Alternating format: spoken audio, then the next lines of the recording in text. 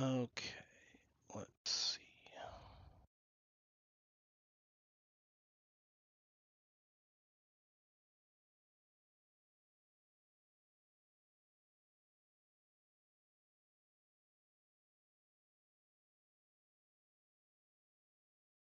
How's it going, guys?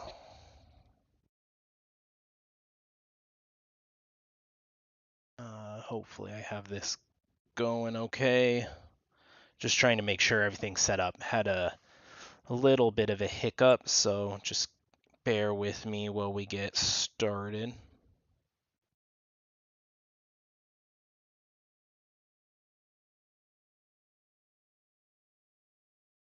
Okay, let's see.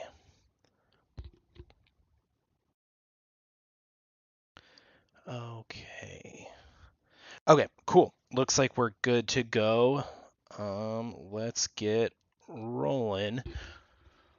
Okay. Let's see. Before we get going, real quick, I just wanted to do a quick introduction. So this is my first live stream, so I apologize for any hiccups. Obviously I'm a little bit new to this, and so this is going to be my first stream. As I said, my name is Jared Chavez. I'm a senior character artist in the game industry. I was asked by ZBrush to start doing some of these lives, which is a really cool opportunity. For those who don't know or aren't familiar with my work or content, I have an art station you can check out, an IG that you can follow me there, where I post a lot of stuff, as well as a YouTube channel where I do a lot of character related 3D content for video games. So if any of that interests you, make sure to check my stuff out. Thanks for stopping by and taking the opportunity to come hang out. During the stream, I'll probably bring some of that stuff up as we get more people in here, and as the ball gets rolling. But one thing that I like to do with my streams is I like to be a pretty open book. So, if you have questions related to the game industry or character art or anything like that, it's what I love. I enjoy doing it, and it's definitely something that I'm incredibly passionate about. So I'm always open to questions. Chatting about different things, techniques, tools. Anything in between. So if there's anything that interests you guys, feel free to throw it in the chat, and we can talk about it. But yeah, so we'll go ahead and get started. So, kind of what I was thinking today is if you're not familiar with my work, I like to do humans, but I also like to do creatures. I worked on Back for Blood for the past couple of years, and while I was there, I got to do a lot of creature work. And for me, that was something that was super enjoyable, and I didn't realize how much I liked it. So I was able to kind of tap into that while I was there. And so, because of that, my personal work has kind of started to reflect that. Um, and it's just something that I kind of like to do in my free time now. So, kind of stemming from that, what I wanted to do with this stream is, obviously sculpt, show you some of my techniques and stuff like that, but also provide kind of like educational content in terms of things that are good to know. And so, what I was going to start off with for this first stream, and maybe some of the streams that come after it, but I wanted to start out with just something simple. And so, what I was going to do is some animal anatomy, just kind of starting from a block out, and just kind of refine it over time. So that's kind of what I was thinking. Hopefully that interests you, but we'll just go ahead and dive right in. Like I said, any questions or anything like that, feel free to throw those in the chat. So let's just get started. Okay. Okay, so like I said, the first thing that I'm going to get started by doing is I'm going to start blocking out a lot of these shapes. So I like to keep everything relatively simple at this stage. It just kind of makes everything a little bit easier to digest. You don't necessarily have to go about it this way. In production, I tend not to like go as simplified. I tend to do things a little bit more kind of the Dynameshy way, but I think that this is a good way to just simplify a model and really work on those primary forms. So we'll start by just kind of blocking in some of the major shapes and things like that, and just go from there. So we're just going to get kind of this major shapes blocked in, and then from there we'll try and refine it a little bit more. I have a tendency of not refining my shapes too much when I'm making a block out. I kind of make sloppy blockouts, which can be good just to save time, but it's not always the best route to go. Sometimes it's better to spend a little bit more time here. And so for this, that's kind of what I wanted to do, is just spend a little bit more time making this guy. So do that. I need to split these apart real quick.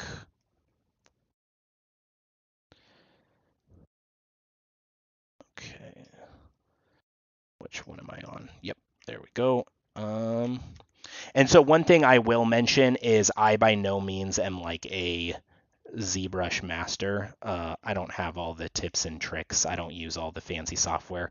Pretty straightforward when it comes to it. I use a bunch of brushes and that's about it. I don't do anything too crazy. But that I think is just to the credit of ZBrush, is you don't have to do anything crazy to get really good results.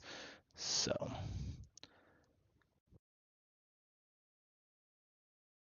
that is masked. Let's get this shape. So that is something I just noticed. Let's fix this real quick. So got to turn on symmetry real fast. Okay, I'm in the right axis for it. And so we'll just move this back into place. And again, you'll notice that this isn't going to be super clean, very rough, just trying to get those major shapes in. So kind of blocking in this sphere sort of oval shape for the head. And of course, I don't have symmetry on this one either, so that's probably a mistake I'm going to make a couple more times, since every time you make a new subtool, you got to turn that symmetry back on, but it's not a big deal. Okay. All right. So we'll just focus on this kind of side profile for a while. Get all of those shapes in, get something that we're comfortable with, and then I have a couple more supplementary images to kind of reference for some of the other shots, and the top angle, and then we can really get this kind of a little bit better of a block in. And again, still making the same mistake of not turning on symmetry. Okay, let's do that. Simple shape for the neck, just kind of a tube. Okay, and so now here we're going to move into the rib cage. The rib cage is going to be kind of like more of an oval shape. So for that, I'm going to use a sphere. So do this right here. And then again, this is also one of those spots where we're going to have to be conscious of it from the other views, because if you look here, there is a lot of like plane changes. And so that's something else that I'll try and kind of like integrate in, is thinking about some of how those like planes are going to conform in 3D space. And so that'll be kind of like a secondary step once I get all of these parts in. So let's make this fit a little bit better. And so you can even see here, kind of there's like an egg shape for the rib cage. That's going to be what I'm going to ultimately try and kind of capture once I get this all in place.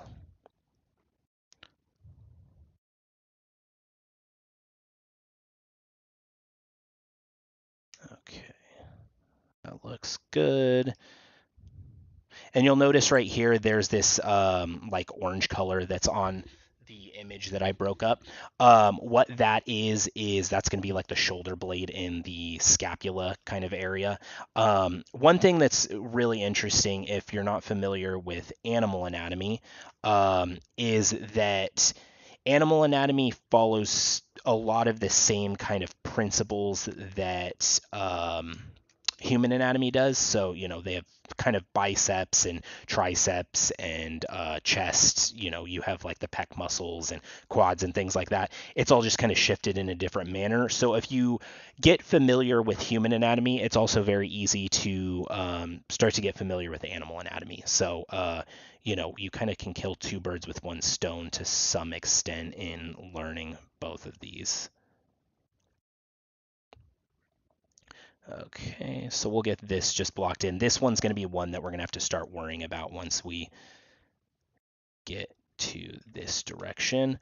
I'm going to duplicate this and just move it back, and we'll just kind of conform it. Since this shape isn't like super important, this is going to be kind of like the narrowing in here on the backside. The more prominent muscles that you're going to have for a dog are going to be these two like lumbar muscles that are on top, right in front of the hind legs. So this little area isn't quite as important, which actually I'm just noticing now I have a reference board. I can show that real quick too. So again, one thing that I think is incredibly important is just gathering reference and stuff. So I just kind of gathered some kind of information to anatomy reference, as well as just like some sculpts and things like that I just kind of drew inspiration from. So I always do that before all of my projects as well. It just kind of gets me in the right direction to get things going. So okay, let's move this back. This one see, I keep making that same mistake. So what we're going to do real quick is we're going to smart sim this back half, because I am reluctant at turning symmetry on, I guess, unfortunately. We'll do the same thing with this one real quick. Okay, so now let's turn that on. We'll turn that on. This is just going to be a common mistake through the whole thing, I guess, is me forgetting to turn symmetry on. But, when we're working in this side view, it's something that I guess I just kind of forget to do. Okay, let's fix these shapes a little bit more.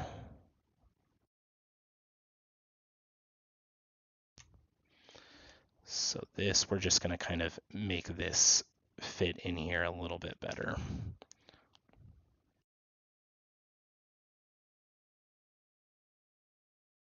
Okay, bring that back. And then that top part, like I said, those two muscles on the back, those I'm going to get like kind of a tubular shape. So what I'm going to do is I'm going to first turn symmetry on this. And we're going to make this a little bit flatter using a cylinder, kind of something like that. And then one thing that you'll notice is there's going to be kind of like this shelf. That's something that I'm going to try and keep once we get to refining this block out a little bit further. So we'll do this. Let's tuck that in just a touch.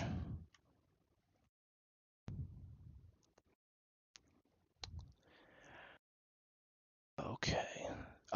If you guys throw any questions in chat and I'm not paying attention to them, I do apologize. I'm kind of a little zoned in right now. But as the stream gets going on and stuff, and people roll in and questions start coming in, I'll definitely make sure to keep an ie on that. For any of the new people that weren't here in the beginning, my name is Jared Chavez. I am a senior character artist in the game industry. This is my first stream, which, really happy and excited to be a part of the stream team and help with this stuff, because it is something that I always watched, and I thought that there was a lot of really good information for learning, always good to watch people that know what they're doing. But sometimes it seems like I don't know what I'm doing, and that's totally fine too. Sometimes you just kind of have to wing it when you're in this career. It's not as straightforward as you would think it would be. So here we're kind of just forming this like back little box of the hips. And then next, we're going to kind of bring back this a little bit more because we want to fill like back in here underneath the stomach area as well. Okay, so now if we look at it, it's kind of just a little bit of a blobby mess. It doesn't look very great, but as we go, let's see, did I duplicate that? I didn't. Duplicate that and we'll mirror like that. And then for these, we're going to just merge these two together. Okay. And then we're going to go over here. This is a really useful tool. If you haven't used it. So I know one thing that if you start to scale like two objects that are on opposite sides, you scale down to a center point. That's usually not what I want. So there's this button right here called local symmetry. I think that this is where it's located at in the normal UI, but if you can't find it, something that I would look into and definitely try and put it into your viewport because I use it all the time because unfortunately I end up doing that a lot. This will be a concept or will you use references? I do have references.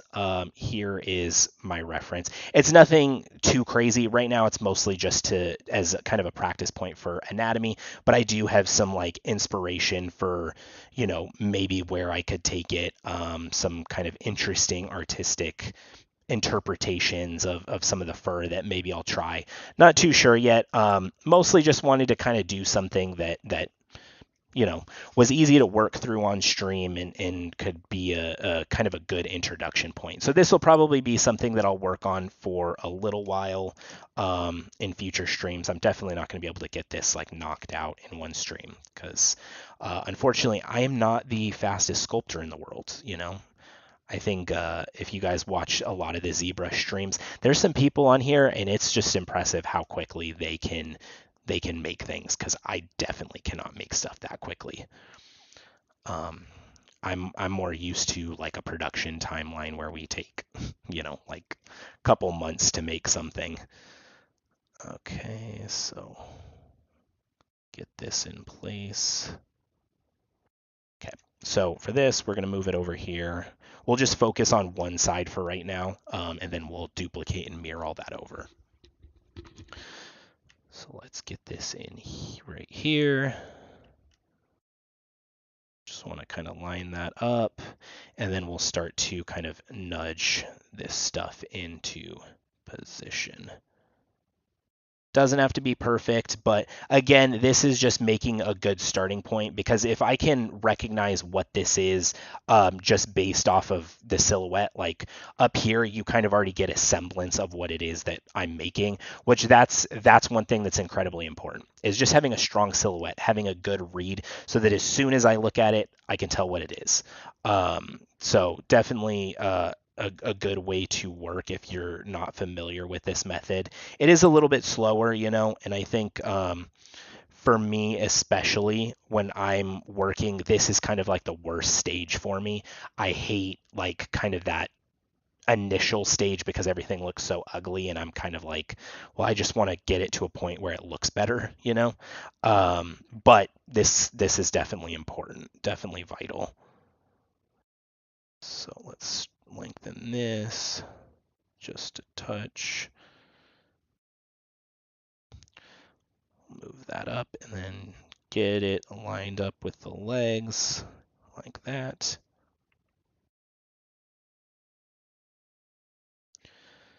Okay, duplicate and move this bad boy down. Let's rotate this because that's kind of going to be an easier shape to just block in this way. Adapt and overcome. That's the life of a 3D artist. Yeah, I mean, it is, if there's one thing that I've learned in my career is making art is not easy. Takes a lot of time, takes a lot of patience. A lot of times things don't necessarily come out the way that you expect them to. Sometimes good, sometimes bad. Sometimes you just kind of have to get used to that feeling. But, the quicker you can get used to it, the better. Okay. So let's move this over, make sure it's in place.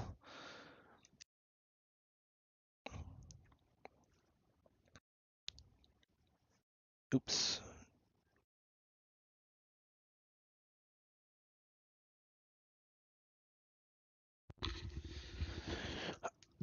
So that is one thing. I do apologize if my headphones cut out for whatever reason. They decide for whatever reason there's not any audio coming through for me, so they want to turn off. So if that happens during stream, just throw it in the chat. I will do my best to make sure that that doesn't happen. Unfortunately, I probably need a different headset or like something that's wired in because it's a super annoying thing that happens. But yeah, okay. So at this point, we have a decent number of people in here. I guess I'll just go through and give kind of the spiel again. So for those of you guys who don't know, this is my first stream. Thank you guys for coming. First off, but my name's Jared Chavez. I am a senior character artist. Excuse me, in the game industry. Excuse me. And this is my first stream. Welcome. If you guys aren't familiar with my work, you guys can find that stuff over on ArtStation. If you just search Jared Chavez, I'm there. I'll show that a little bit later. And also, if you guys are ever interested in watching any other streams, I do stream on my own YouTube channel. So feel free to check that out as well. So let's do that. Okay, that's not going to be where I want it. We'll do something like that. Hopefully, I think that that's going to end up duplicating the mesh. Let's split to parts. Yeah, that did. So delete that, but at least it gives us that in the center point. So now let's just move this into place. But yeah, so I stream over there. The stuff I do over there is kind of just more personal work. So if you guys are interested in that, I usually do a lot of like character related stuff for games. So yeah, if you're interested in that, definitely check it out. I have been away from streaming for a little bit, but I do plan on kind of starting back up. Had a lot of stuff going on lately and had to get that out of the way. But going to be getting back into it here this month, and this is hopefully the start of it.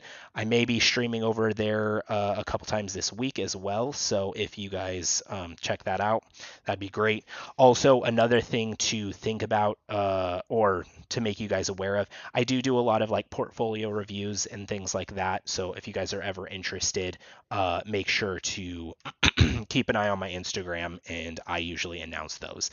I do have the plans to do one this weekend, so if you want to be a part of that, definitely go follow the Instagram, and that's where I ask for submissions and things like that. So, yeah, hopefully you guys can come stop by. It's always greatly appreciated. Okay, let's get this up a little bit more. Okay. So we almost have kind of the front block in. The ears, I'm not too concerned about. I'll worry about those a little bit later once I start to kind of refine the head a little bit more. Hey, how's it going, Chase's Designs? Okay, let's just duplicate this. And again, like I said, one thing I'm not too concerned about like what these meshes look like as long as they're getting kind of the general idea across, and we will just continue to refine as we go along.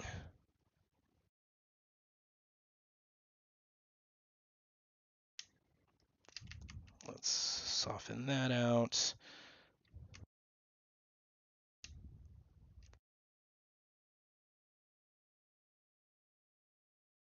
So one thing that I had mentioned a little while ago, if you guys don't know, I'm not a master by any means at ZBrush, so I tend to kind of work in a very, I guess, hard way. And what I mean by that is I tend to do things kind of just like the not the fast way. So if there's ever anything that you guys see where you're like, oh, maybe you could try this, let me know. I'm always on the lookout for new ways to do things.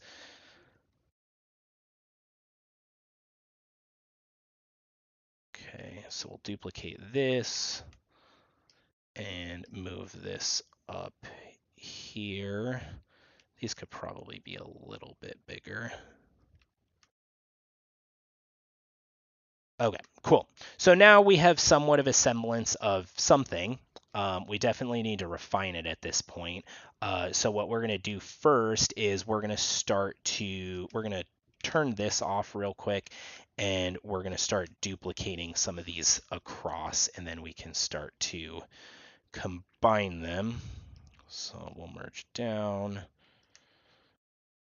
duplicate, merge down.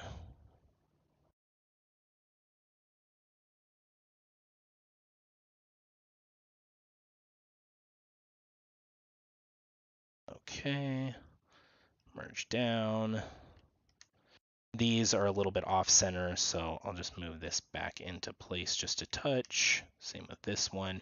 And then one thing that you'll notice here is it kind of looks like one of those like weird animatronic dog looking things at this point. So like some of that stuff I'll have to start offsetting in terms of like the direction of it. Because if you look at a dog's legs, they kind of, the back legs splay out a little bit more. They don't, they're not 100% like 90-degree angle like I have everything set up. And same thing with the shoulders and stuff. So that'll start to come once we start to adjust this front angle. So duplicate, mirror across. Let's see. So many ways to do anything in ZBrush. Yeah, there definitely is. There definitely is. Where's the beard? Honestly, I haven't had a beard for a really long time. I haven't had a beard for like over a year or so. Um, if not, actually, honestly, I don't think I've had a beard since like the beginning of COVID. I had a mustache for a really long time, for like the last year, but then I got kind of bored of it and got rid of it. Um, just to change things up a little bit. Maybe I'll grow it back for the streaming, since this is the first time everyone's seeing my face while I stream. Um, but yeah, that's what happened to it. Haven't had it for a little while though. Little deceiving on my pictures since I have a beard in that, but okay.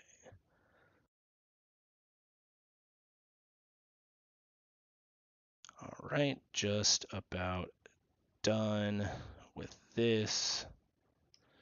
Okay, cool. So now we have kind of the initial block out. So let's start blocking in some of this stuff. So what we're going to do is we're going to scale this down and move this out of the way. We'll just put it right over here. And then for right now, we'll get started with this one first. So we can start kind of blocking out this top shape a little bit better. So let's do that. And you can see, like, look how, like, beefy this dog is. Okay, so try and get it lined up. This is always kind of like one of those things that I would say I'm not very good at, is like getting things lined up like this, but take some practice. Okay, let's start moving some of this in. We'll start with this like rib cage area, and then we'll just go from there. So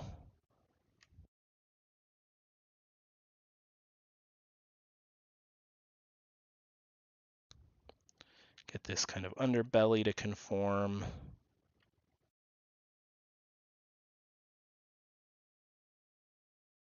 Let's see. Really interested to watch the block out. Oh, good. I'm glad. Yeah, I know that this probably isn't like the most exciting thing in the world, but I think it is a necessary step that a lot of times people can neglect a lot of this stuff. So, okay, that'll help a little bit because this isn't like the most transparent image in the world. So then we'll worry about kind of like that chest area and stuff a little bit more once we overlay this image next. So let's start moving these scapulas in. We're We're going to make these a little bit thinner.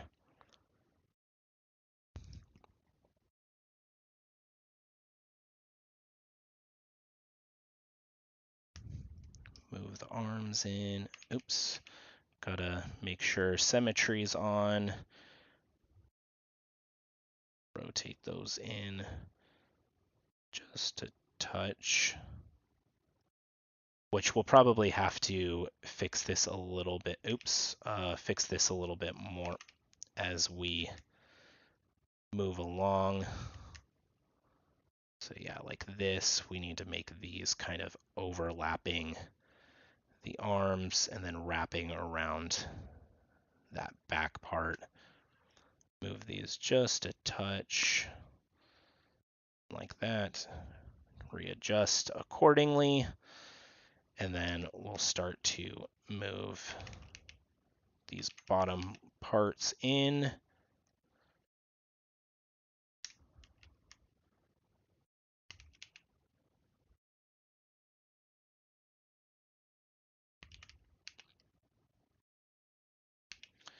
Okay. So yeah, see, now just like looking at that, this is a really good way to kind of show and represent, like just with that simple block out, you can look at this and you can go, or well, hopefully you can look at that and go, oh, that's a dog, which is important. That's really, really why I'm doing this, is just to make sure that I have that information to build off of. I'm starting kind of like a good foundation for what it is that I'm making. If I don't have that, then you kind of just end up fighting what you're making the whole time. So, okay, let's see. So get this lined back up. This is going to need to get a little thinner. Yeah, my thing is a little bit wonky, but as long as we're kind of getting some of this stuff in the right place, it is something that we can start to fix.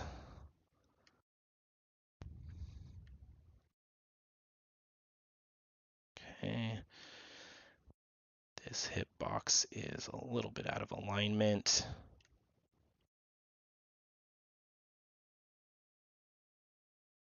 Okay, cool. Okay, so let's scale this in just a touch. That would explain why I'm not actually selecting the right one. And so now we have kind of like this nice little slope that we're following for the body. Let's move this in. We're going to also just kind of slightly move those out, tucking them in just a touch. Same with up here. We're going to kind of move this stuff in a little bit on the chest. Again, that's an area that we'll fix once we start moving into refining this a little bit more. Let's see. I just started out with sculpture in ZBrush. In my opinion, starting out learning blockouts will help you a lot when teaching you the shapes and forms. Yeah, the shapes and forms. I think so. This is coming from like the perspective of someone who I had a really hard time in my personal career kind of understanding shapes and form. I remember always always hearing people say like, oh, it's got to have a good block out. It's got to have good primary forms and secondary forms. And I think for me, for a really long time, I didn't really understand what that meant exactly. I didn't understand what the primary forms were or what the secondary forms were. I think the secondary forms are the hardest part to kind of understand in terms of sculpting. And I think the thing that stinks about that is that those are the most important. If you have a good block out and a good like setup for primary forms and secondary forms, it doesn't matter how many details you have on your sculpt. It doesn't matter how good your fur looks. You can have a good sculpture without any of that stuff. So that's also just kind of something that I like to reiterate with my art and just people when they ask me about this stuff is that this stuff is incredibly important to know and definitely do on your works, because it will make your stuff look much more professional.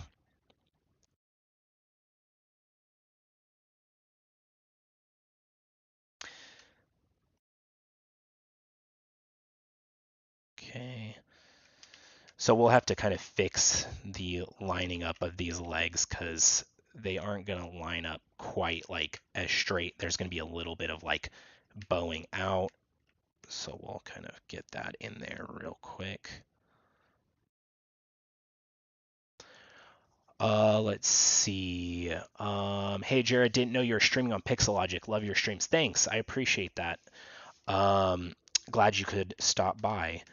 What was your journey into 3D sculpting? So that one was a little bit interesting, I guess. So I started doing 3D when I was a senior in high school. And by doing 3D, I started using Blender. I had a friend who was like, "Hey, you think 3D is pretty cool?" Like, because I knew that I wanted to like get into films or games. At that point, I wanted to do films. um, but I wasn't really sure the avenue, and so I decided to um, kind of look a little bit more into it. And when doing that, let's change the opacity of this. Sorry, I may lose track and kind of jump around a little bit. But I decided that I wanted to do 3D, and that was kind of where I wanted to take a career. And in doing that, my friend was like, "Oh, there's a 3D program at the school that was in my hometown." So, for those that don't know, I attended the University of New Mexico. That's where I was born and raised. Was in Albuquerque, New Mexico, and that's where I am originally from. Um, During that time, I went to UNM and I kind of got introduced to 3D art in a little bit more of a capacity. When I first started, I didn't know really anything about sculpting. I mostly just, knew that I wanted to do something in 3D. I really liked 3D. And then that same friend, a couple years into my high school or into my college career, was like, "Hey, there's this program called ZBrush. You should check it out." And up to that point, I just had only done things in Maya, and that was kind of the only program that I realized was like around for 3D. And so I had to um, go explore it, check it out. And then I remember the first time I saw it, I was like, this program is cool, but like, I don't think that people actually use this in like a production setting or like for movies or film. I was like under this like weird delusion that people only used Maya to like make characters, which is entirely wrong. Um, yeah, just a very, very wrong perception. But I just think that that was because I didn't have someone to kind of tell me different. And so I started to check out ZBrush. And then when checking out ZBrush, I was like, wow, this is really cool. People are making like insanely cool stuff. Um, and okay, so what we're going to do now is we kind of have a block out. We're going to refine it a little bit more. And I'll just kind of continue to talk a little bit more about this. But so when I was at school, I like didn't know really what the path to kind of becoming a character artist was. And then my friend introduced me to ZBrush and I started to check it out and I was like, okay, so I think that there's really something with this.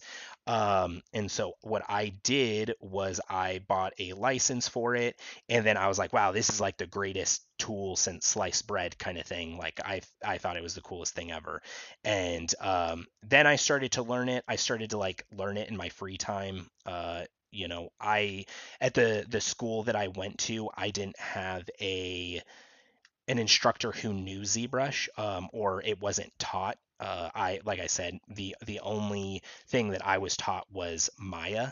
Um, so I kind of had to figure it out on my own a little bit, and so I used like a lot of the resources that were around at the time. Like this was like 10 years ago. So there was like ZBrush Central and some of these other sites, but majority of them were not, you kind of had to figure things out on your own for a lot of it. And so I watched a lot of YouTube videos, watched a lot of like tutorials about it.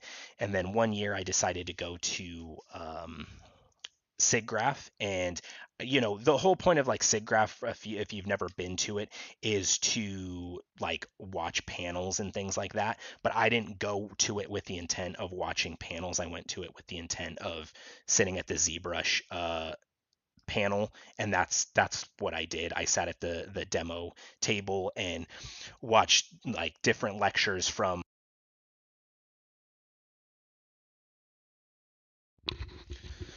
Sorry, there goes my audio again. A lot of different people, and a lot of really incredible artists, a lot of like artists that I looked up to. And so that was kind of a little bit about my first initial endeavor. And, ever since then, I've been a massive supporter of ZBrush because I think it is awesome and I really enjoy using it. So that's a little bit about my 3D journey. And then from there, I just kind of kept chugging along and I went to a school called CGMA to do uh, a little bit more in-depth character work after I had finished um, going to the University of New Mexico because I didn't feel like I was quite ready after that experience. So yeah, that was kind of what happened after that.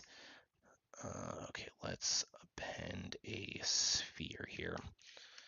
Um, and then I attended the university, or I attended CGMA, and which, another shameless plug. If you guys are interested in learning a little bit more, I teach a texturing course over there for games, which is still available right now. I have a class starting here in the next couple of weeks, so if you're interested in that, feel free to check that out. Again, greatly appreciate any support. But yeah, so I started attending there. I got a lot of knowledge from that, and then I started to jump into the realm of doing this work to some professional capacity with my first job.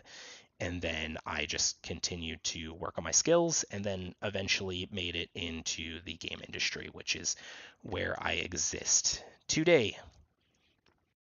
So yeah, it's a little bit about my history.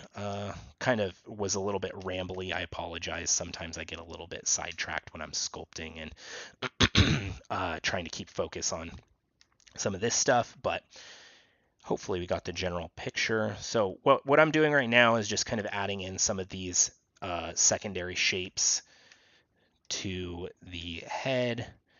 This is all very, very rough, but it's okay. We can work with it.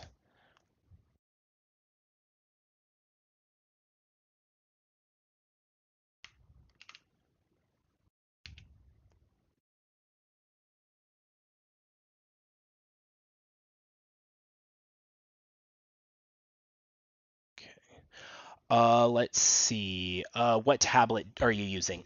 I have a Cintiq 24 Pro is what I am using. For a really long time, I had a Cintiq 24 HD, I think was what it was. But I got rid of that not too long ago. Lasted me a very, very long time.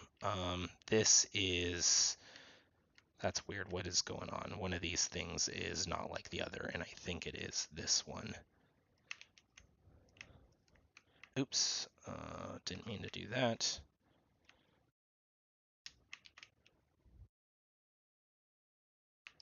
We'll do this and just try and smart resim it. Yeah, like that, and that's gonna cause some weird funniness, but it's not a big deal. Do this again. Yeah, that's fine. Okay, just for the sake of it, we'll do that. Make sure symmetry is activated. Fix this a little bit more and kind of start to work on this muzzle shape a little bit.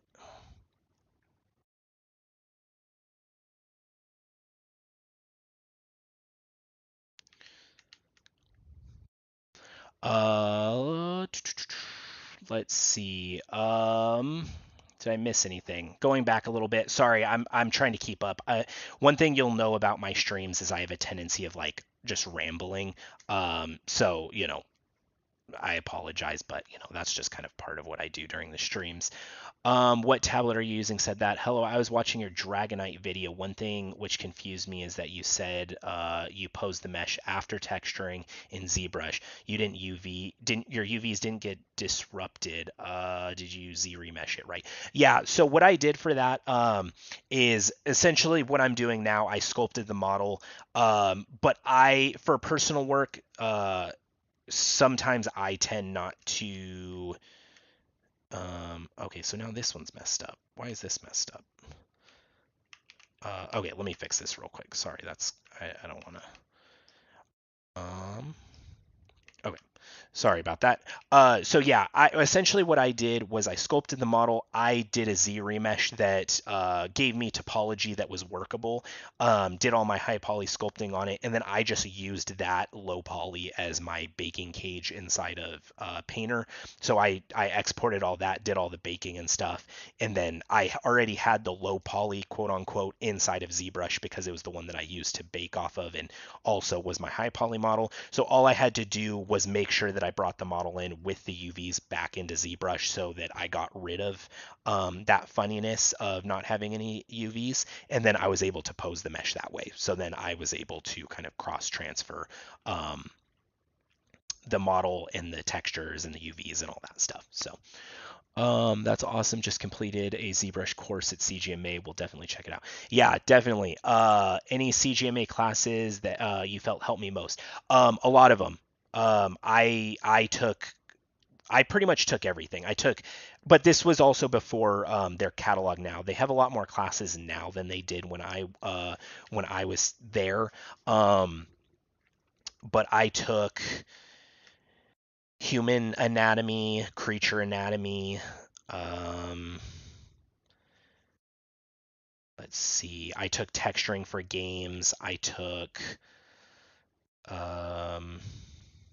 what else did I take? I took some environment classes because at my first job before I was in games, I was working at a place where I was kind of doing more environment work. So I did some environment studies while I was there. So let's reduce this area a little bit more.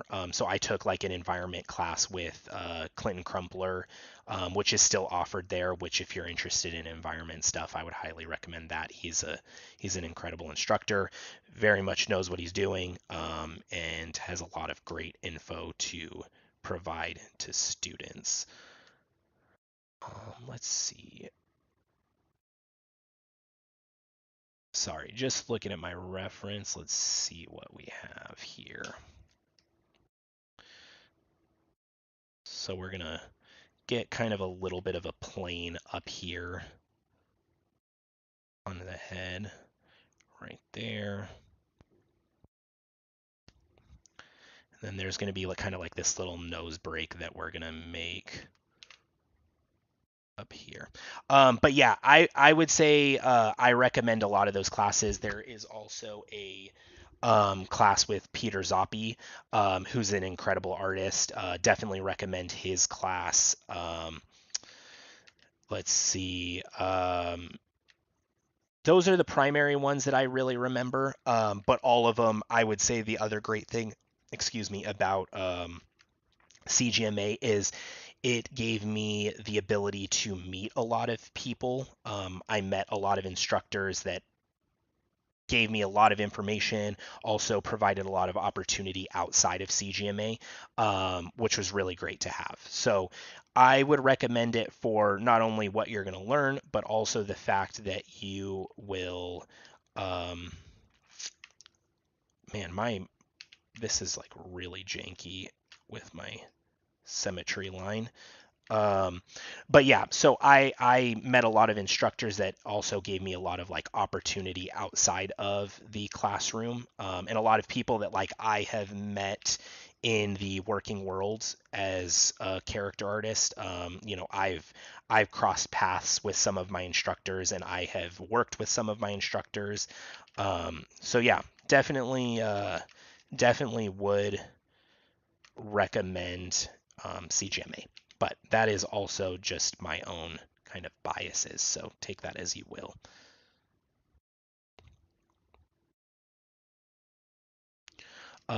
Okay, let's see. I'm currently a junior artist trying to find a job. How long did it take you to land your first job? So I was in kind of a weird predicament when I started doing work professionally. So I, which this is also something I like to be very kind of like forthcoming about, is imposter syndrome and, not feeling super qualified to be able to do this at like a high level. When I finished college, part of the reason why I attended CGMA was because I didn't feel like I was ready to get a job as a character artist in the game industry. I had kind of always heard the notion that you can get jobs, but you need to be able to do the same level of work that people in the industry are doing. And I didn't feel like I was at that. Um, which, that may or may not have been true, but the point being that I, suffered with a little bit of imposter syndrome. I didn't feel like I was good enough. So that was part of why I attended CGMA. But then after I graduated college, I started working on um, I started working at like a contractor for the government, and that was kind of like my quote unquote break into doing 3D and getting paid for it. And so while I was there, I continued to kind of hone my craft, and I kept working on my personal work and my portfolio, and I was also doing lessons from CGMA at that point. Um, let's see. So we'll bring this up a little bit, kind of like that. And yeah, so I was still continuing to kind of like do work and learning while I was there, just because I didn't feel like I was ready yet. And then I took a mentorship with Glauco Longhi for a little while, which was a really like great opportunity. I've been a big fan of Glauco's for a really long time, so I jumped at the opportunity to learn from him.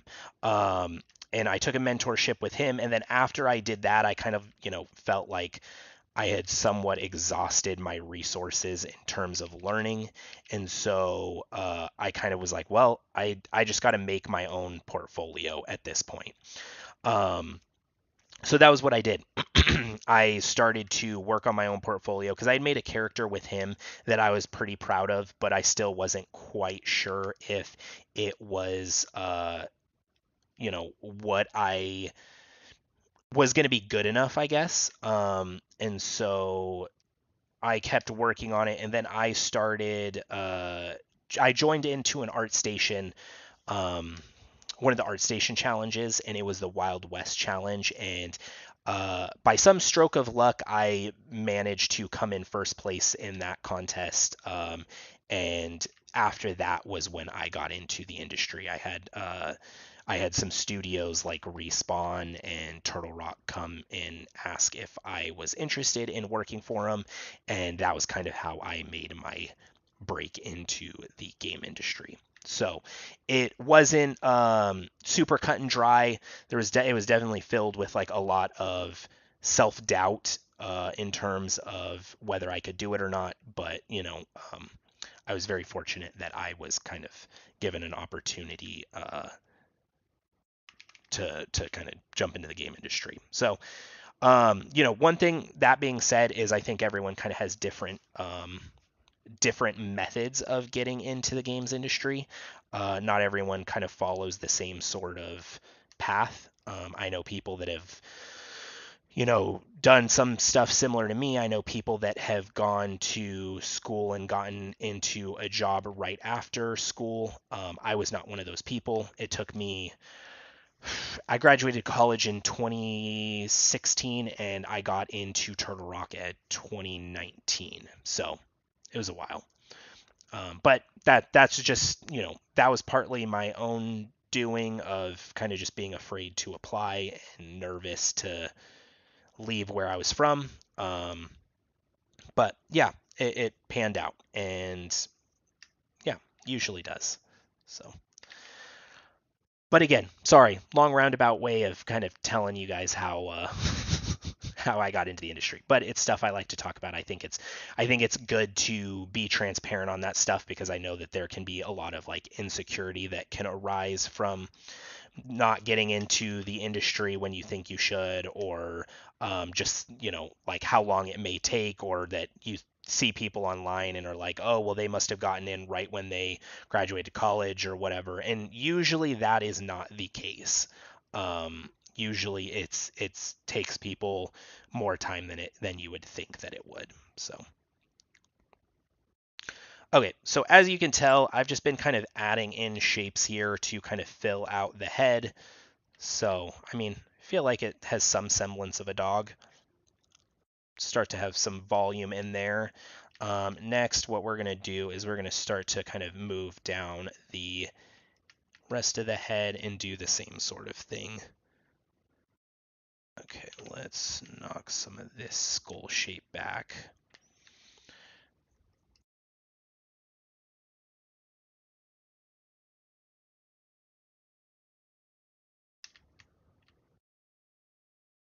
Okay, so we've been going for an hour already. It's been flying by. I appreciate all the questions. Definitely makes streaming a lot easier. So keep them coming. If there's things you guys want to know, I'm more than happy to chat about them. So um, let's see. That's weird. I don't know what this is for. Don't know what that was.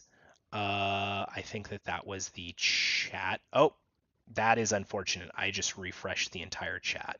Um, So there were questions in there. If I didn't answer your question, please feel free to throw it in there again. I accidentally refreshed the chat again. I apologize. This is my first time using some of the software for the ZBrush stream. So I've been making boo boos. I accidentally started a stream and it wasn't under my name, and you know, it happens.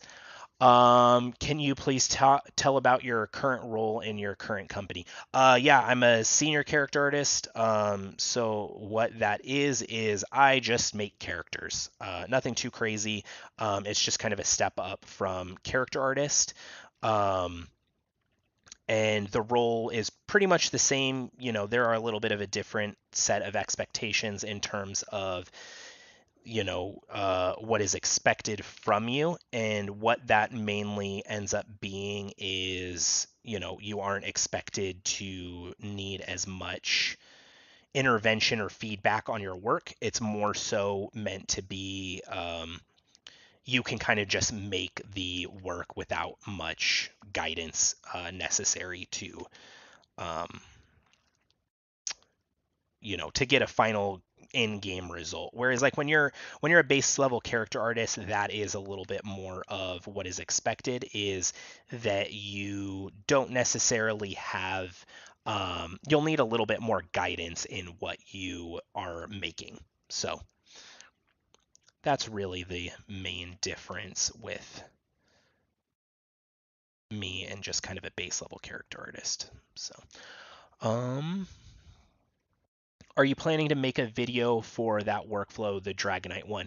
Um, that's a good question. I don't know if I will make a video for that. I haven't really thought about it. I have a bunch of videos that are still in the works, mostly because I've been working on some other stuff outside of the YouTube channel for a while, and I'm hoping that those will be done here in the next couple of weeks, and then I can kind of just go back to focusing on doing the ZBrush, or not ZBrush, the YouTube kind of side of things. So that is definitely to be foreseen, but I hope to maybe at some point. I am working on a Gengar piece, uh, another Stephen Oakley concept. So again, for those people who are new or aren't familiar with my work, I am a massive Pokemon fan, and I also have a huge admiration for Stephen Oakley's work in his demonic Pokemon series, which if you haven't seen, definitely check out. They're really cool, really fun. And so those are kind of what I like to do in my personal work, is making those characters, because they're a lot of fun. They're different. They're exciting. There's a lot of like um, really cool characters that he has made. And yeah, so check those out. I do have one that I'm working on right now. It's a demonic Gengar, which maybe I'll pull that up here in a sec just to show it. I'll just do it real quick. Let's see. It's here somewhere. Yeah, so this is the piece that I've been working on over on my personal stream. Still got a little ways to go to get it finished, but there's definitely some of the methods and stuff that I've been talking about in this.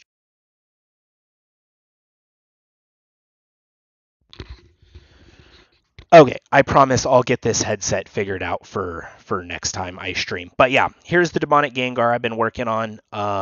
If you are on my channel, I've been streaming this guy from back when he looked like a really grumbly little glob of clay, a little bit closer to something like this.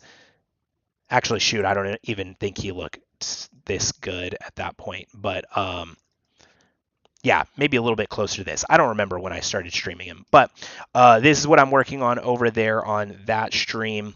So if you're interested in seeing that, make sure to follow me over on my YouTube channel. You can find me at Jared Chavez over there.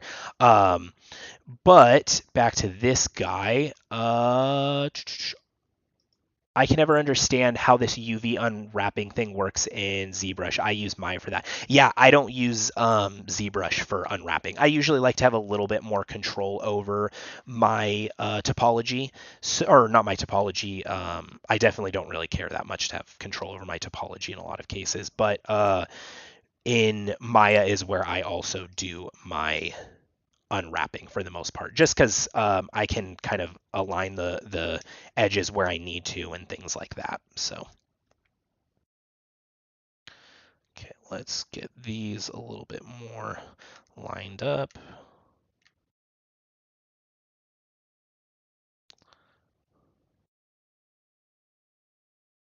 Okay, so let's get, I don't know why this keeps going up. I don't know how to get the, okay, there we go. I just wanted to say that your Ricky character is amazing, really inspiring. Thank you. I appreciate that. I also have imposter syndrome. I also feel this daily. I'm not good. I'm not good. Yeah, that unfortunately that doesn't really go away. But I think it's something good to know that you're not the only person that kind of deals with that.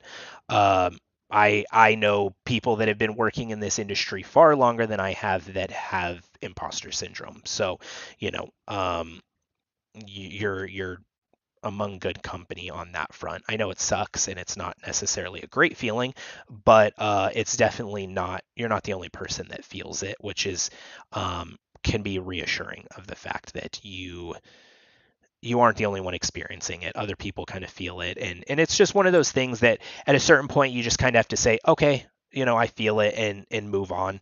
I personally think the best way to kind of avoid it is just don't compare yourself to what you see on ArtStation and Instagram. If people went to like my ArtStation or Instagram, it's like I've been doing this for a while, so I wouldn't want someone who's been doing this for 2 weeks to compare themselves to me, because it's just not a good way to kind of live your life. So definitely don't feel like you have to compare yourself. So okay, so let's do this. We're gonna get a shape here.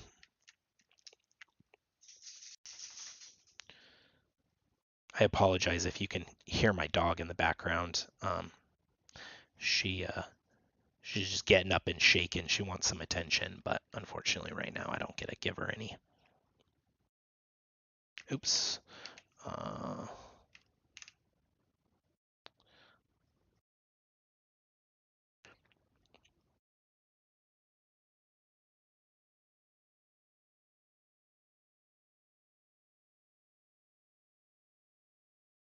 okay, yeah, I feel like a bunch of these pieces are all kind of like thrown out of whack, which is fine. It's not a big deal right now.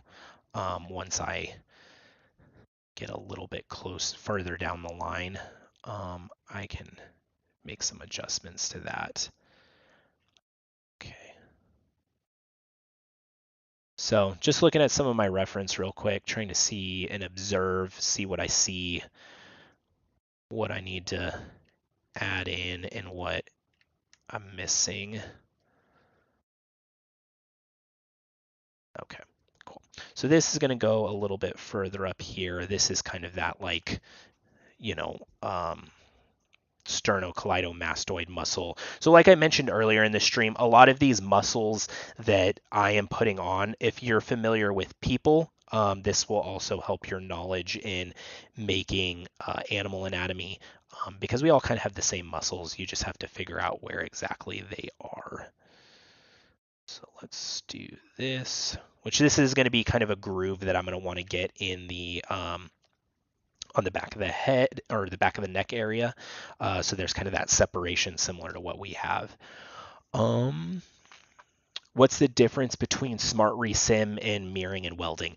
Smart Resim, that's a good question. So essentially, if I did this, all Smart Resimming is doing is it's looking at one of the sides, which because I think I have symmetry off, or I'm not masking. So if I mask this side, oops, sorry, I'm not doing a good example of showing this.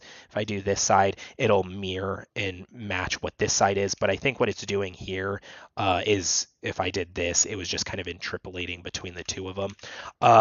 I don't use that a ton in production. It's just like right now because I'm kind of messing some of this stuff up, and I don't really care too much if this stuff is like messy right now, but I just want to kind of keep some of it in order. So let's get some of this.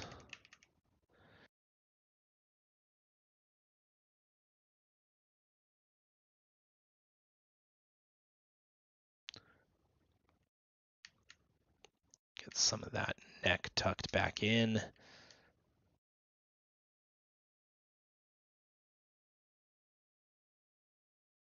Okay, cool. Wrong name streams is usually for this. Yeah, definitely. Been searching ArtStation all night and can't find any character drops. So I mean, ArtStation is a fine place to go, but I wouldn't look for jobs on ArtStation. I would look for jobs on LinkedIn. That's usually where you're gonna find them. And if you haven't been able to find any, I can tell you that that is probably not the case right now. I get notifications all the time for jobs off of LinkedIn, so I would definitely check there. What's your workflow in ZBrush to make hard surface? Usually I kind of do the same sort of thing that I'm doing now. I block out the shapes. Actually, if you're really interested, I would say check out Marco Plouf's work. I kind of work in hard surface based off of his workflows. He's kind of where I learned a lot of my stuff. So definitely check his stuff out. He has he's one of the best at hard surface in my opinion. So check his stuff out.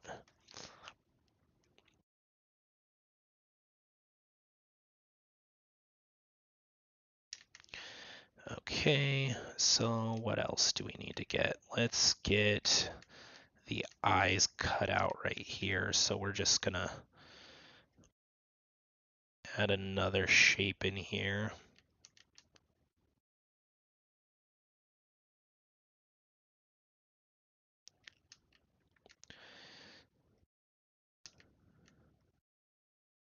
Um,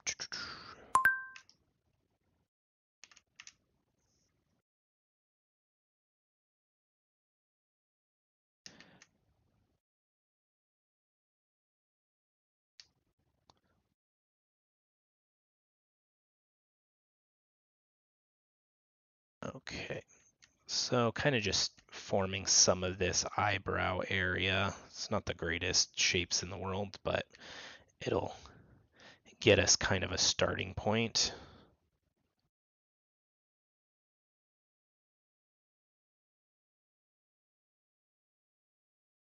A little bit lower.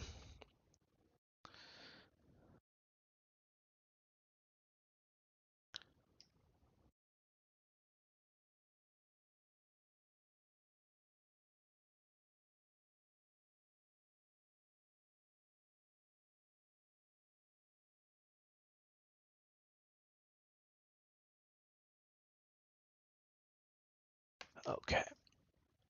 Let's see. Okay, sorry, forgot about the thing. Hi, I'm an inspiring 3D artist looking to do hard surface character and prop modeling. Is there anyone you'd recommend to seek a mentorship from this aspect? Honestly, I'm not very familiar with too many mentorships, unfortunately. One thing I would recommend is hard surface character and prop modeling. So one thing that I always like to tell people, especially when trying to get a job in the game industry, is don't spread yourself too thin. So what you would be doing in prop modeling and hard surface, they can be similar, but you're not going to be doing those two things, together. So if you want to do like hard surface weapons to kind of fill that prop modeling, I would recommend that. So maybe like finding like a hard surface weapon artist kind of mentorship. But like someone who does purely like hard surface character modeling, they usually aren't doing prop modeling, and kind of vice versa. So just something I thought I would throw out. Let's see. Can't wait for the next step of what you're going to do for the Gengar piece. I've also been tuning that stream. Cool, great. I appreciate that. Yeah, still got a little ways left to go on that guy. But he's come a long way, because there was a really long time where I thought I like kept seeing like haunting nightmares of this version. In my head, and I was like, this is what he looks like. But then I was able to kind of remind myself, like, he's come a little ways. He looks better than this hot garbage. But that's part of the process. At the beginning of the stream, that was one thing I mentioned, is that I don't like to start new projects, because I feel like you kind of end up in that like phase where everything looks really, really crappy for a really long time, and I don't like that phase of making a character. But so just part of the process. Okay, so let's do this.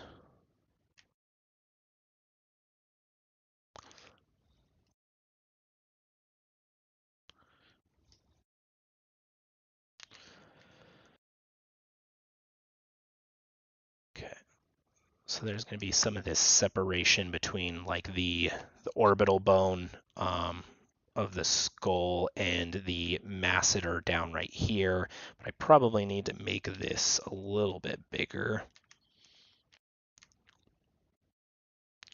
Start to kind of plane this out a little bit.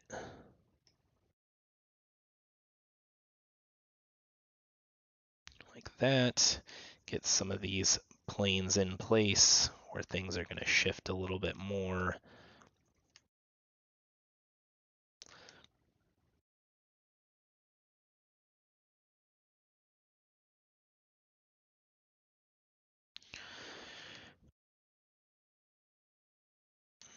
Okay.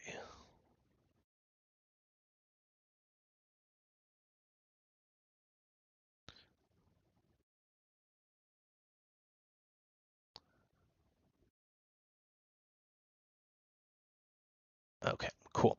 So yeah, if you look at this, there's some semblance of a dog, which is good, and that's usually a good indication that you're headed in the right direction. Or at least for me, that's usually where I like to be. Jared, thanks for all the advice. What would be one piece of advice that you would give a character artist or artist in general starting out, that you maybe haven't seen given out before? Um, Honestly, I don't know if there's like one piece of advice. I usually kind of like rehash or reiterate a lot of this stuff that I've learned over time. Um, I guess if there's something that I would say that's, unique to me, is maybe just don't beat yourself up. Being a character artist is very competitive. It's very hard. It takes a lot of time and it takes a lot of effort. You can get to it if you want to, but at the end of the day, you're kind of only as good as the amount of effort that you put into your work. So if you're not putting in enough effort, you kind of bear the fruits of that to some extent. Um, but if you're kind of stumbling upon improving, I think that I would suggest learning making sure that you're practicing in the right way. And what that looks like is usually taking things, for me at least, is taking things that I don't know or that I'm not good at or that I feel like are weak points and making projects solely based on those aspects.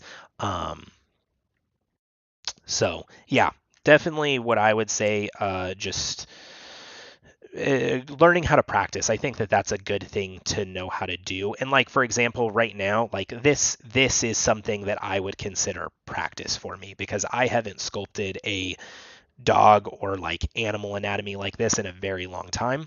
But it's something that I'm not incredibly confident at. I know I can do it, but I thought that this would be a good opportunity to kind of re-practice some of that stuff. So, I took it as a learning opportunity and as a way to practice, and I kind of try to do that with every single project. Pick something that I can practice or can learn from or improve on. You're petting the wrong dog right now. Yeah. Um, Let's see. Love your alien sculpt. Did you use a base mesh to start out, or did you do it from scratch? I did that from scratch. So that was based on a concept and design by Rob Bliss, who is also. I would say if you look through my portfolio, there's like 3 artists that I make a lot of their works. Rob Bliss, I love his work. Della Longfish, love his work. Stephen Oakley, love his work. And those are usually like a lot of artists that I draw inspiration from, and I just really like their work and their concepts and things like that. And so that was what that piece was based off of. It was based off of like the neomorph designs from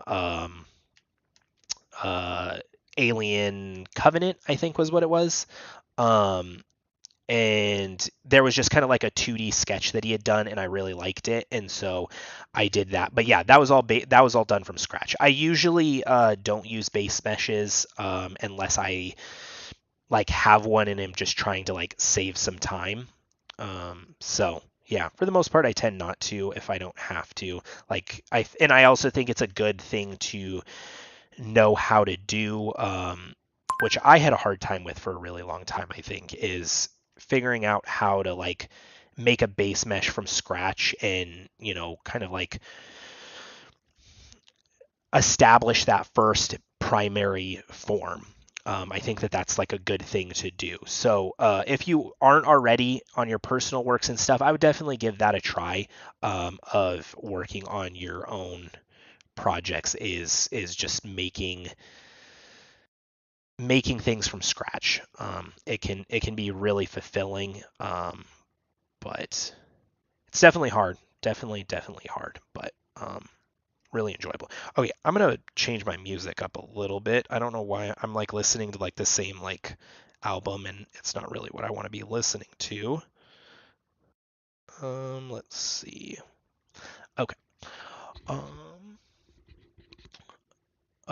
may you give RGB value for that nice green color of your menu buttons. I don't know what it is. Let's see. Where do I go? UI color, colors, color pick that. There it is.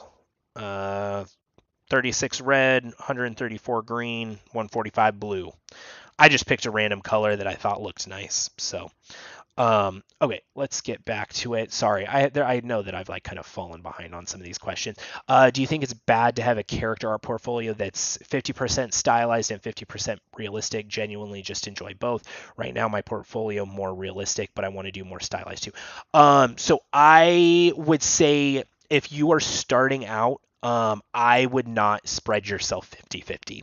And the reason for that is because, um, ultimately jack of trade, master of none kind of thing, that sort of mentality of like, you don't want to spread yourself too thin. And I think when you're first starting out, it's better to be really good at one thing, because then it makes you more hireable. And what I would do, or what I recommend for portfolios, is tailor your portfolios to where you want to work.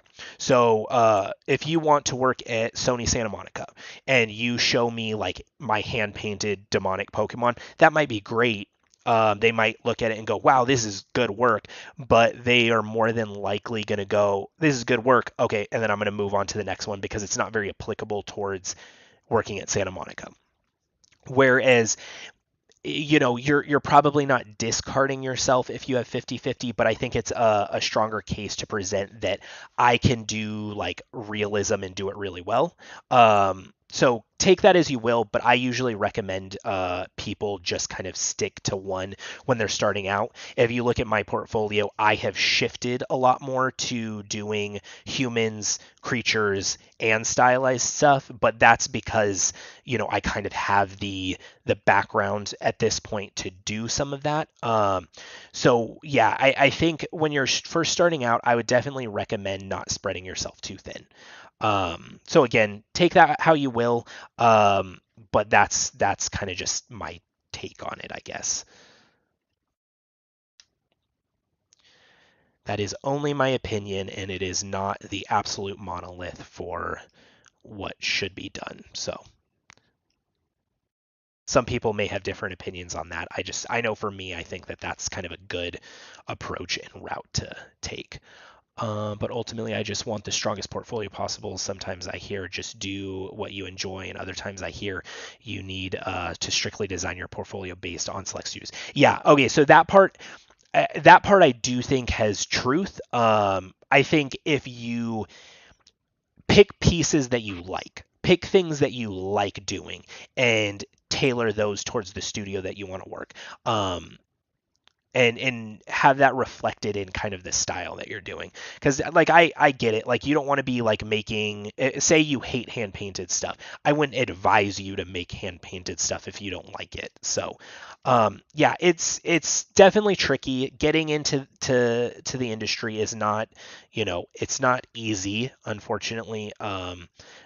But you can definitely do things that help yourself. And I think by having a portfolio that reflects that you can do what the studio needs is going to ultimately just help your chances. So, okay, so let's get some more of these muscles here. I didn't do the traps on the back, so I'll do those real quick. Excuse me. I have the hiccups, I guess. Let's see. Loved your Baby Yoda video. Great. I appreciate that. Yo, Jared, awesome to see you on ZBrush Live. Thank you. Glad you're here. I'm not good at posing. It's the most difficult thing. Could you please tell me something that can help? Yeah, take it slow. Posing is not a quick process unless you're rigging the character, which I'm not a rigger by any means. I pose my stuff inside ZBrush when I can. Um, yeah, so that's what I would recommend. Definitely, just pose it inside a ZBrush. Use Transpose Master and just do it slow. I just mask things and move them slow, and I'm very conscious of how the integrity of the mesh looks over time. So if I'm just trying to make sure that I'm not like breaking things, and if I do break things, I go back in and fix them. So yeah, you just gotta take it slow. That's the first thing I would recommend. Okay, so this egg shape of this area needs to be refined a little bit more.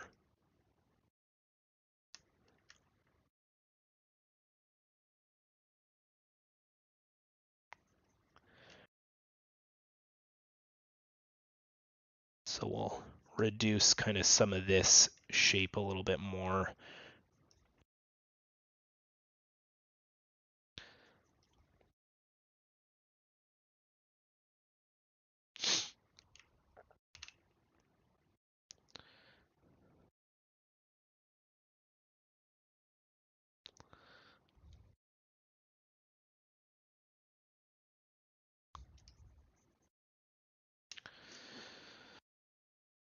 Okay, so let's get kind of this plain edge over here.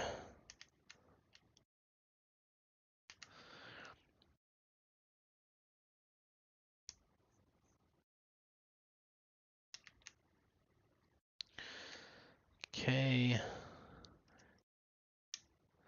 Yeah, so this is all kind of a little bit wobbly, so I'll have to refine this a little bit more. But this is going to be broken up into two shapes. There's going to be the lats that are going to come up here and part of the traps that are going to overlay on top.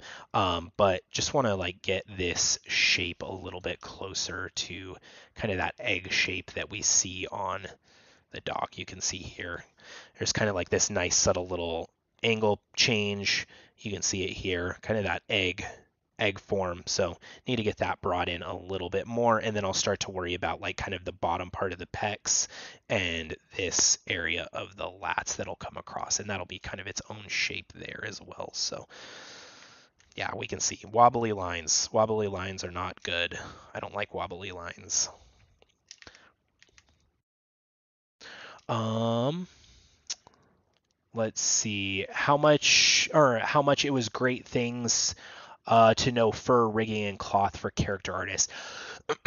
um, so out of those things, I guess it just depends. Fur, I mean, I don't deal with fur. If I made a character with hair or fur, I would have to know how to place hair cards.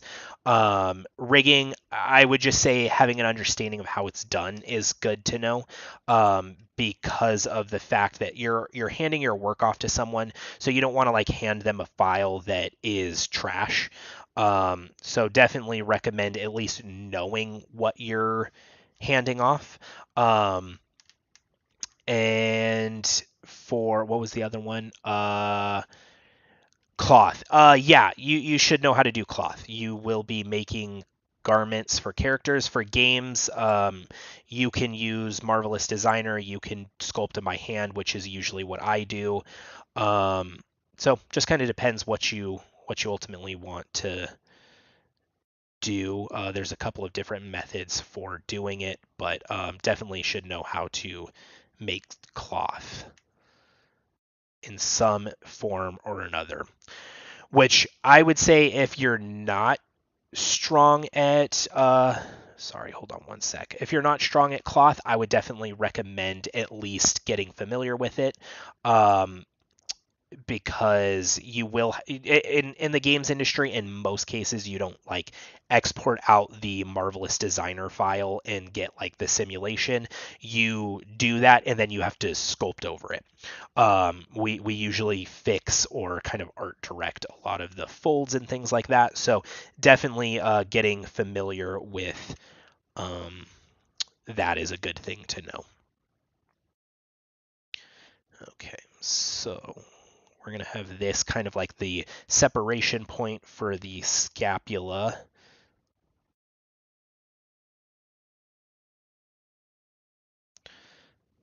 Okay. And then we want this to overlap on top of this.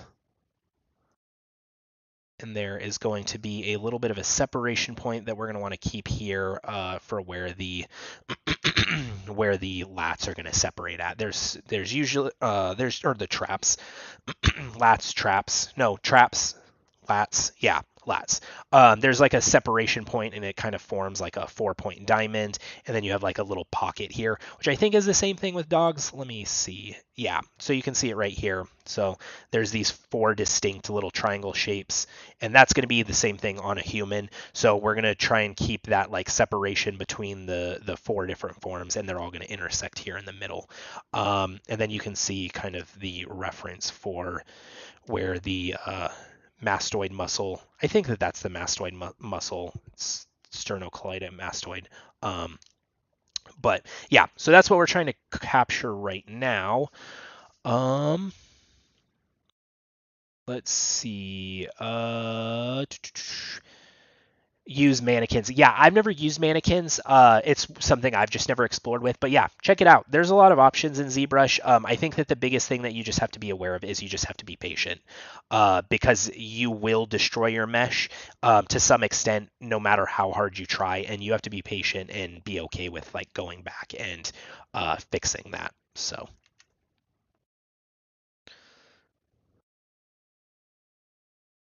Um, Sucks when you're into everything though. Yes. So I will say for me personally, I'm not that type of person. I'm not like the type of person that just wants to like make anything and everything. I know that there are a lot of people that are, and that I think is okay.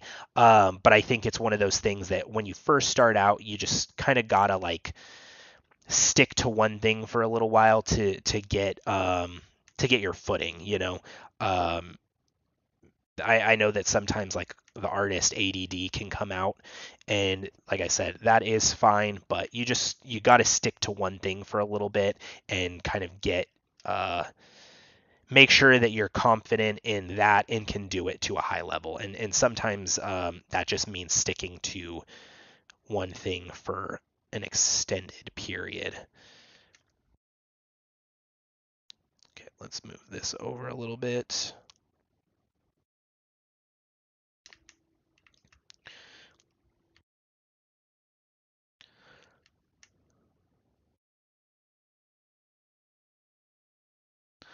So overall, I feel like it's getting there. We already have some of the like volumes and forms that are going to help kind of drive our sculpting, and this is just going to make our life a little bit easier because I'm not going to have to like go through and like start sculpting out some of these muscles. I'm kind of at a spot now where I can just dynamesh this together and I can refine it. I can like, I will obviously have to go through and make it look better, but it's already kind of at a good point to like get started at. So this is part of the importance of blocking out, which I will say, sometimes I don't do this as well as I should.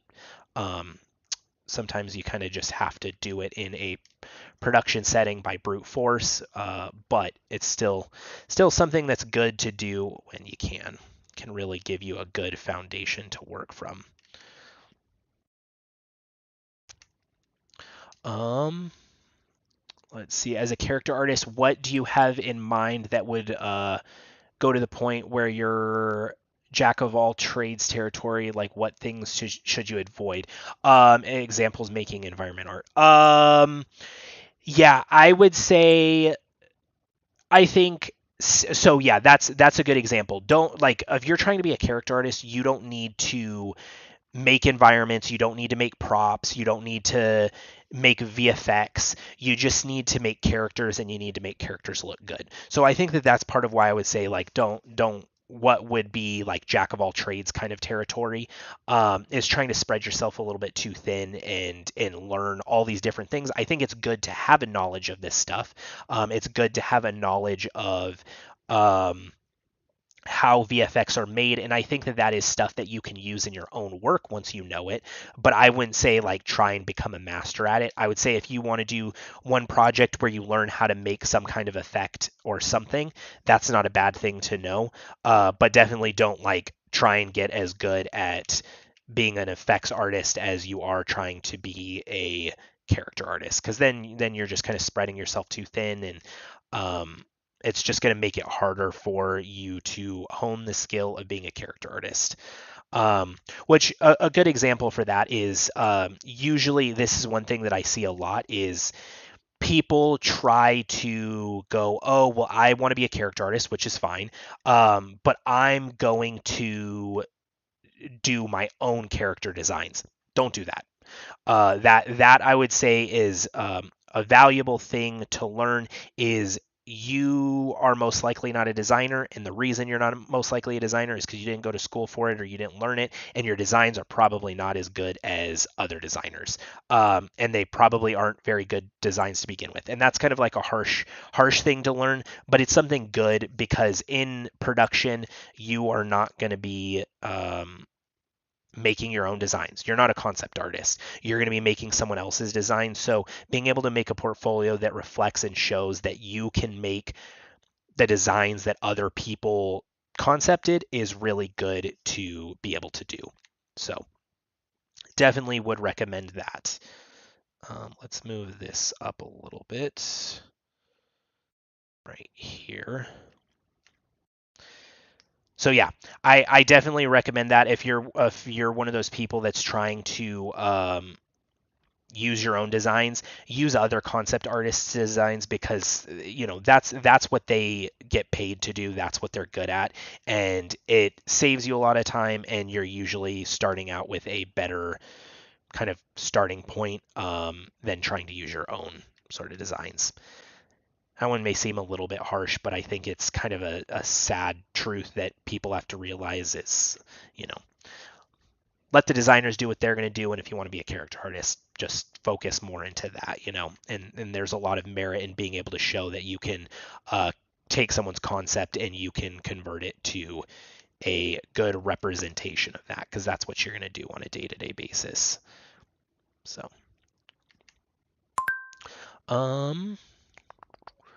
let's see. Do you use yellow lenses to prevent your eyes from blue light? Yeah, that's what these are. I use them sometimes. Honestly, I forget to put them on a lot of times. I surprisingly don't really feel like I get too much eye strain, thankfully. But if you do, I would recommend them, especially when you're staring at a computer monitor for 8 hours at a time, if not more. Like today, I will be staring at a monitor for a very long time between this 2-hour stream, and then after this, I have work, and yeah, so definitely don't want to strain my eyes too much if I don't have to.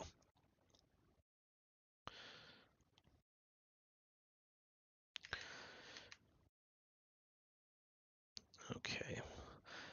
So got a good chunk going. Right now, we'll start getting in some of like the musculature for let's do the chest real quick, because the chest has some like cool shapes. There's going to be like this cool little pocket diamond right here, and then like the chest kind of splays across and attaches into the arms a little bit. So that's another interesting shape we can kind of tackle.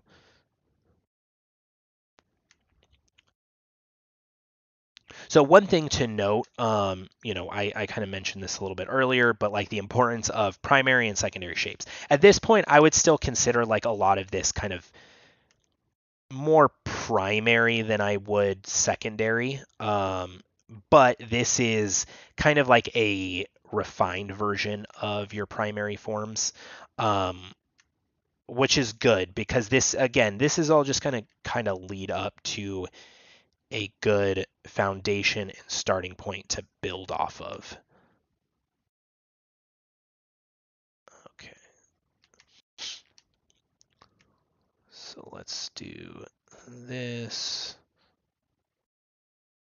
Then we're gonna have this connect here right at like the collarbone area. And then we're gonna bring this down into here.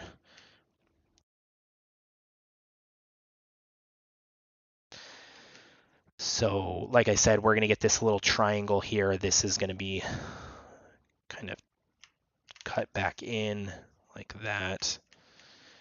Then we need to shape this a little bit more.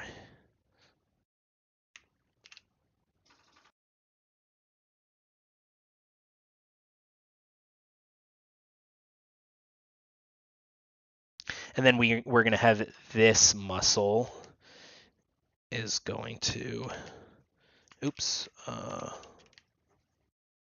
this one's going to sweep across. So this one's going to kind of come in and tuck back in. So duplicate this, mirror it, merge those two together, turn on symmetry. Symmetry is on for those. Okay, let's get this shape tucked back a little bit more. Gonna connect right about there.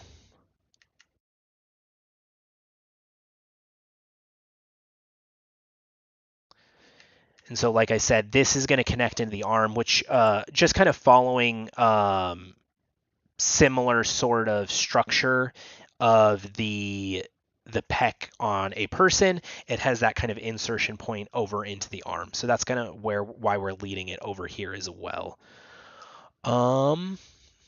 Let's see. Which software do you use to render your sculpts that you post on your socials? I use Marmoset Toolbag. Um, yeah, that is where what I use. I usually use Marmoset Toolbag. I also use Unreal 5 sometimes, but those are the two primary ones that I use. Your videos and streams have taught me a lot of skills, and just wanted to say thank you for everything that you do for the community. Oh, I appreciate that. That means a lot. Thank you. As someone who's trying to get into ZBrush from scratch, what objects should I try to sculpt to start practicing in the beginning? Um, that one's tough. I would say doing something like this would be good, like blocking out anatomy so that you can start to get familiar with some of the shapes and things like that. I think anatomy is a good place to start working, but with anatomy comes a lot of caveats. I think when you tell someone anatomy, what they think is like, oh, well, let me come here and I'm going to sculpt some ribs. I'm going to sculpt this muscle because it's what I see. But there's a little bit more involved in anatomy that I think a lot of artists miss. And a lot of that is thinking about bony landmarks. So what are the landmarks that are most visible? So you have like this bone on your elbow. This is a bony landmark, and you have a lot of muscles that attach, but this part of your arm, it's still exposed to bony landmarks. You have to think about how the muscles wrap, how they overlay with each other, where they insert at, and where those like dips happen. So, like the shoulder, for example, you have your pec that comes across and dives in, and then you have your deltoid that lays over the top of it. And so you have an insertion point of your pec into your arm, but you also have the deltoid that lays over it. So those are the things that you should start learning, and then you have to start to sculpt that. So it's a lot of things to start to juggle, but it's really good to understand. If you can't do anatomy, you probably can't be a character artist, unfortunately. It's something that we have to use on a day-to-day basis, especially if you want to do like creatures or animals or things like that. Are you skipping my questions? I don't see any questions. Remesh by Dynamesh or Boyan Union? I don't know what that question is. Where can I learn posing? It's a very difficult to pose for me. I don't have a place to learn it. I just kind of learned it myself. Yeah, I would just say go practice transpose master. That's probably or like I said, that's the tool that I use. But that's just because I kind of figured it out, and you know that's what I used. I don't really have much of a resource on posing, unfortunately. Okay, let's make the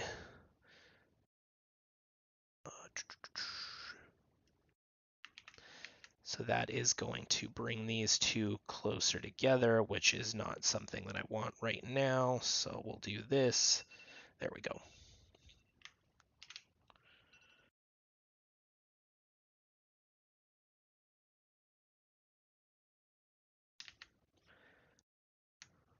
All right, so that's kind of like the top part of the pec. We'll get in some of the bottom parts.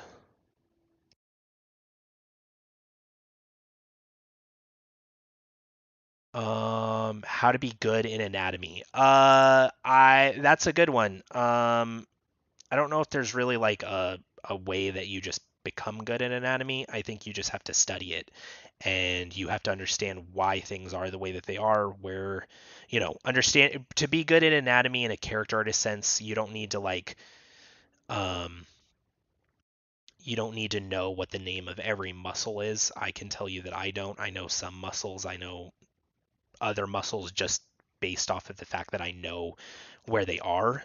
I don't know what their names are and things like that. So, that you don't have to be like an anatomy major by any means, but understanding where like the bony landmarks are, understanding the insertion points of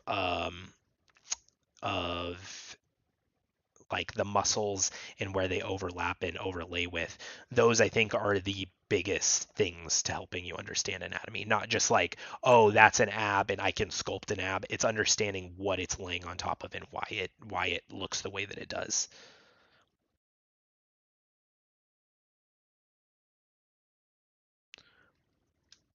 Okay, so let's get these a little bit better.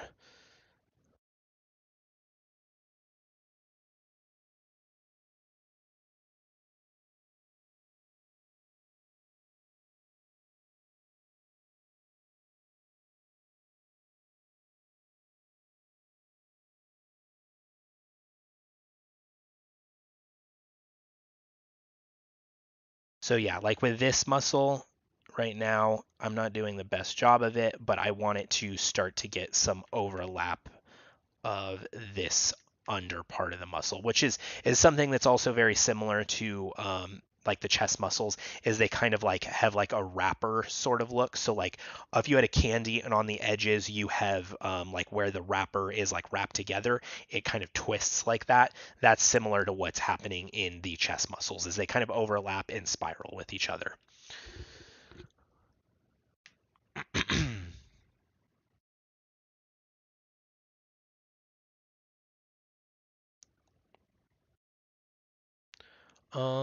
Let's see. Does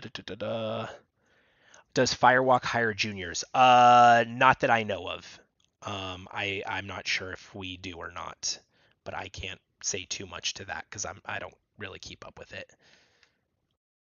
Um, are display graphic tablets good? Like they do create any differences? I mean it depends. I would definitely say a tablet to some extent is great. Um, yeah, like I would definitely recommend like an Intuos or a Cintiq or something of the nature. Definitely would recommend that.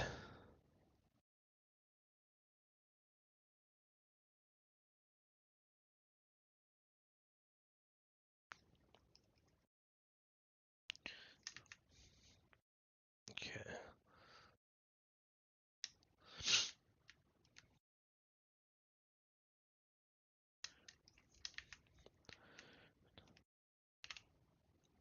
So this is not kind of the shape I want. I want it a little bit more triangular, kind of like this. Yeah, somewhat like that. Still need to kind of bring some of this together a little bit.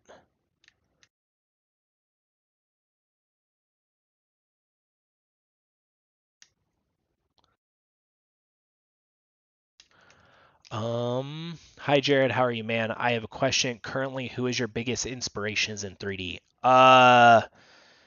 Shoot, I don't know. That one's hard. I have a lot of people that I draw inspiration from. I feel like lately, I haven't really been looking at 3D artists for inspiration as much as I do like concept artists and drawing. I feel like I've been on a really big kick, at least in my career. I feel like I kind of have this appreciation for making art that looks like it could be could be 2D. Sorry, let me get a drink real quick, guys. Been a lot of talking. Um, but yeah, so I have excuse me.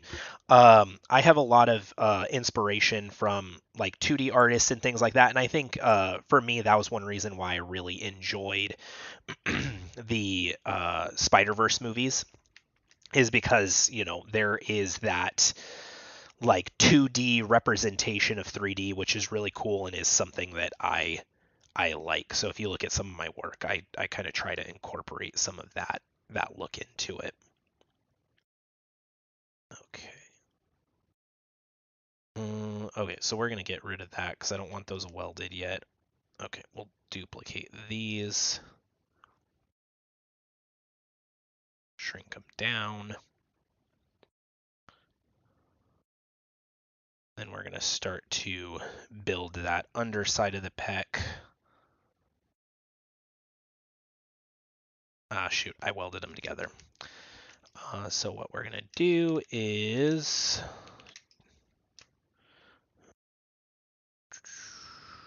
select this side like that, and we will delete the other side. Modify topology, delete hidden, and then we'll re-weld that, and then we'll just focus on one side for right now.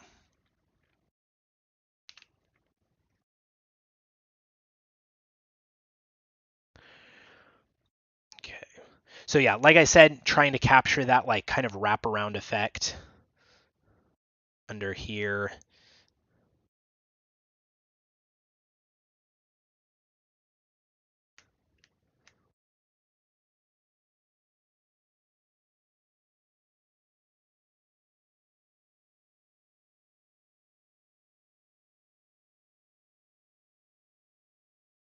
Okay, so we are getting close to the end of the stream, so if you guys have any last questions, make sure to throw those in the chat, and I'll finish up this area real quick, and then I'll just kind of share some socials. So if you guys want to keep following what I'm up to, it'll give you an opportunity to see where you can follow some of that stuff. I mentioned this earlier in the stream, so for the people that weren't here, this weekend on my personal channel, I do plan on doing a portfolio review. So if you want to be a part of that or watch it, you can follow that on my YouTube channel. But if you are interested in submitting your portfolios, the best way to do that is I will host a like link drop on my ArtStation, or not on my ArtStation, excuse me, on my Instagram. And you can submit there, and it'll be through my stories. So keep an eye out for that, and that is where that'll be going on. So if you're interested in that, definitely make sure to check that out. Okay, so that looks good. Let's mirror this. Merge these down.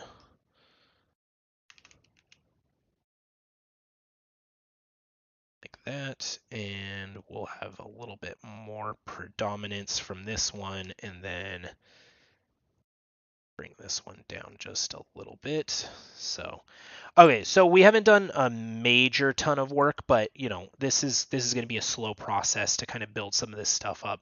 But it was a starting point, which was what I wanted to kind of accomplish for this first intro stream. We'll keep working on it, blocking in some of these forms and stuff, and hopefully it'll be a good opportunity for you guys to kind of learn something new. You know, some anatomy, some blocking in primary forms and secondary forms, and so on and so forth. So can a beginner learn ZBrush? Yeah, totally. I would definitely recommend the best way to go about that is learning art foundations. The more you know about traditional art, the better you will be about translating it into 3D. Makes your life a lot easier. It's something I definitely wish I had learned, or at least that I had listened to earlier in my career. Hi, my question is, what is the best way to make clean lines to separate parts of a mesh, abs, for example? I mean, you can definitely do this. This is a really good way to create clean forms. Obviously, you have to be a little bit more meticulous than I am in terms of like the shapes, but you know, you can definitely create clean forms and stuff like that really quickly with this. But before we go ahead and call it here, I was just going to share some of my socials with you guys, so feel free to check those out. Like I said, I do have a YouTube channel. You can find some of the pieces that I've made in tutorials and things there. I do a lot of texturing stuff over there, texturing skin, some detailing videos. This one is a good one if you like ZBrush stuff, showing how I detail, you know, some hand painted stuff, some workflow stuffs. And I also do stream on there. So you can see here's some of the past streams that I've done. Oops, we're not going to put that one on. But you can see some of the work that I have done on those live streams. So check those out if you're interested. Lots of good stuff over there. Appreciate any support anyone wants to throw my way. The other things that I was going to plug is also got an ArtStation. You can check that out. Here's some of my professional and portfolio work. That is that. And then the last thing is make sure to follow me over on Instagram if you want to keep up with what's going on, when streams are going to be and things like that. I do post there pretty frequently. And by pretty frequently, I usually post every day. So make sure to give a follow there. Like I said, I will be having a portfolio review this weekend. I will post that to take submissions on my stories, so keep an eye out for that in the coming days. But yeah, that's just where you can keep up with me. Thank you guys all for the support of coming out today. We'll just answer the last couple of questions and then we'll call it here. Hello, do you need to draw regularly to be great in ZBrush? No, I don't draw at all. I drew as a kid growing up, and I took an art class in college, but I have not drawn since then. I wish I did. I wish I drew more. I wish I still could draw, but you don't need to be able to know how to draw. But it will help you. It'll definitely make you a stronger artist. So I wouldn't say put all your eggs in doing that, but if you like to do it, like to learn about it, it definitely will help you. Hey Jared, any tips for concepting some creatures? I'm struggling with it. Yeah, don't concept them. I would say make other people's concepts, unless you want to be a concept designer. But if you're just trying to make monsters in ZBrush, use other people's concepts. Concepting and designing is not easy, and it's not something that I'm good at, and it's not something that I necessarily recommend for people who are just trying to become character artists to do, because your designs usually aren't going to be as good as someone who does it professionally. There'll be a lot of fighting and it'll be a struggle. But in terms of just making creatures and characters, creatures are hard. They're very difficult. One thing I would recommend is studying things like human and animal anatomy, and learn those bony landmarks, the muscles, the insertion points, and what the skeleton looks like. And then you can take that and you can start to kind of shift things around and play with it. That's a lot of how I work. So because I have an understanding of how animals and things like that work, I had the ability to kind of just design things based around that stuff. So like for the Dragonite piece that I did, for example, I have some understanding of animal anatomy. So like you can see there's still a shoulder, there's still what would be considered like a chest. There's some of these same muscles that exist on this dog that I'm doing. So it's very easy to kind of fake things once you have that understanding, but you definitely want to have that understanding because made up anatomy is not anatomy. Faked anatomy can be anatomy, but it's just something that you kind of have to learn and understand, and that will help your ability to kind of problem solve and make things that look human and believable, but aren't necessarily. So yeah, definitely what I would recommend. But that is, again, just my opinion. All of these things are just my opinion. So, again, with that said, thank you guys for the support, for all the great questions. Hey, Jared, after completing a character sculpt for production and your mesh is divided into different subtools, for instance, the head and body, how do you reattach it for topology? I make a low poly in something else. I don't necessarily reattach them. Uh, I would do like a low poly in Maya, um, and that would encapsulate any of the details that I need to be conjoined. So if there was a head that was split with the torso, I would combine those in the low poly. So that's how I would go about it. But yeah, again, thank you guys for coming out.